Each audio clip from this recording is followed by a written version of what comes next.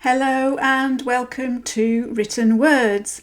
This week's lesson is from our More Than a Book review series, and this time we're going to be looking at one of the most popular books on the craft of writing, which is Stephen King's Onwriting. Stephen King is one of the most successful writers ever.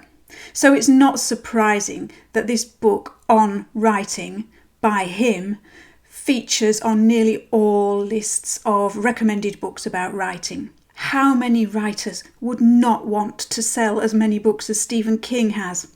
So we pore over the pages of this book in the hope of finding the key to success. The catalyst for writing the book, King says, was when a writer friend told him that people never ask about the language. Hence, this book is all about the language. He also states that he didn't want to write a book that would leave him feeling, as he puts it, like either a literary gasbag or a transcendental asshole. It is, of course, up to the reader to decide whether or not he achieved that aim. The book's structure is somewhat unusual. It's divided into 3 sections, and the middle one is indeed about language. The other 2 are more of a memoir, the first part being about what led up to his writing career, and the final part telling the story of a near-fatal accident that he had in later years. While the middle section of the book, which is about language, does have some practical applications, as it lists the tools that writers need in their toolbox. The overall tone of the book is more motivational. We learn how this great writer emerged from a background that was far from privileged, and he shares some of the many things that he had to learn the hard way, from getting into trouble for selling handwritten, plagiarized stories in the school playground, to being hit by a truck and surviving a close brush with death. It's clear that being a best-selling author was not handed to him on a silver platter. He describes his failures as well as his successes, and he does it with frankness and apparent honesty. There are some highly personal memories, and he writes about the people he's learned from with the utmost respect, most notably his wife. The book is written in Stephen King's inimitable, conversational and utterly American style, which makes it an easy read. He doesn't stand on ceremony, and he has no qualms about using strong language, using bullshit, fart and asshole all in the first few pages alone. He also occasionally makes up his own words by spelling things the way they're pronounced. One of his favourite ones being forget about it. One thing this book isn't, though, is a magical key to fame and fortune. Any writer seeking to become an overnight success won't find a secret formula in this book. Instead, the real answer to Stephen King's success is what we probably knew all along.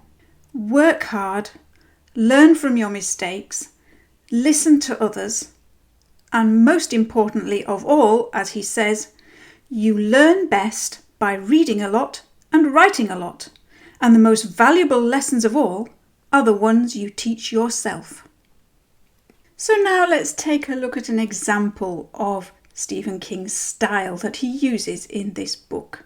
We're going to look at a short extract from chapter 3, where he's talking about using the passive voice. And his advice is this. The timid fellow writes, "The meeting will be held at 7 o'clock, because that somehow says to him, put it this way and people will believe you really know. Purge this quizzling thought. Don't be a muggle. Throw back your shoulders, stick out your chin, and put that meeting in charge. Write, the meeting's at 7. There, by God, don't you feel better?" So he's talking about the passive voice. What is the passive voice? The active voice is what we would normally use.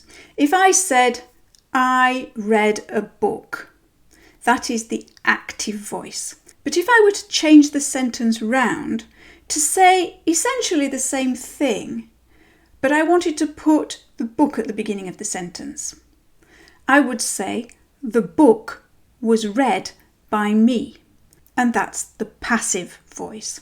So I read the book puts the emphasis on the I, but in the passive version, I get relegated to the end of the sentence. The book was read by me. In this example, Stephen King quotes a sentence in the passive voice. The meeting will be held at 7 o'clock. And then he says, don't use the passive, use more direct language, which is called the active voice. And the active voice version of that same sentence would be, the meeting is at 7 o'clock. So from the meeting will be held at 7 to the meeting's at 7 changes the tone. It gives the same information, but the tone is different. The meeting will be held at 7 o'clock is a little more distanced, it's a little polite, it's a little timid. But to say the meeting's at 7 is much more direct and much more assertive. So looking at this short extract, what can we tell about Stephen King's tone of writing? He uses a lot of things that you wouldn't normally see in a non-fiction book. First of all, he uses a mixture of regular type and bold. He puts the two examples in bold. And then he also uses italics to emphasize you really know. Put it this way and people will believe you really know. And then for more emphasis still, he uses rather a lot of exclamation marks. He uses 4 exclamation marks in that short section. And exclamation marks are not normally used in informative writing.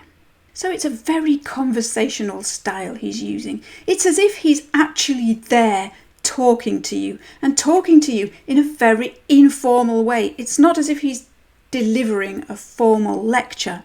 It's more like a friend talking to you on the sofa after a couple of drinks in the evening. It's much more informal. And on top of that, of course, I read it in my usual British accent, but if you imagine it being read by Stephen King himself in his own American accent, that will give you an even more authentic impression of how it would sound if he was sitting next to you on the sofa talking to you. And now for our language focus. Let's talk about grammar rules. The middle section of onwriting works systematically through the different parts of speech and the grammar rules relating to them. However, Stephen King is himself far from a grammar purist, and he is open to experimenting with language. He says the object of fiction isn't grammatical correctness, but to make the reader welcome and then tell a story. He does stress, though, that grammar rules are important. They're important for comprehension. We need them in order to understand. Any writer wanting to experiment with language and break the rules must first of all have a good understanding of the rules themselves. And on that subject, he says this: communication composed of these parts of speech must be organised by rules of grammar upon which we agree. When these rules break down, confusion and misunderstanding result. Bad grammar produces bad sentences. Grammar is not just a pain in the ass. It's the pole you grab to get your thoughts up on their feet and walking. So what he's saying here is that grammar rules are important. They're fundamental. Without them, we wouldn't be able to communicate properly. We wouldn't understand each other properly. So if you do want to experiment with language and you do want to experiment with bending the rules of grammar, first of all, you have to have a thorough understanding of those rules before you can bend them. And now for our writing prompt. The first section of onwriting contains many anecdotes from Stephen King's childhood and youth, and many of them are not even writing related. but they show how his character and his imagination developed as he grew up. Think of an incident from your younger days. Something interesting or something amusing, but something that made a lasting impression on you. And write about it in an entertaining way, as if you're telling it to an audience. Do it in a conversational way. Don't use formal language. Use conversational language, just like Stephen King does. And then, when you've finished your first draft of that, go back through it and follow Stephen King's advice on editing. He says, bring it out as well as you can, polishing it until it shines, and then cutting it the way a jeweller would cut a precious or a semi-precious stone. As usual, there is a worksheet to go with this lesson, which can be downloaded from our website at writtenwords.uk. If you are interested to find out more about Stephen King's onwriting, then do take a look at it for yourself. There is a lot in there that I haven't covered, and in this particular edition, which is the 2020 reissue, the last few pages contain a long list of books recommended by Stephen King as well. Thank you very much for joining me in this lesson. I look forward to seeing you in the next one, and in the meantime, happy writing!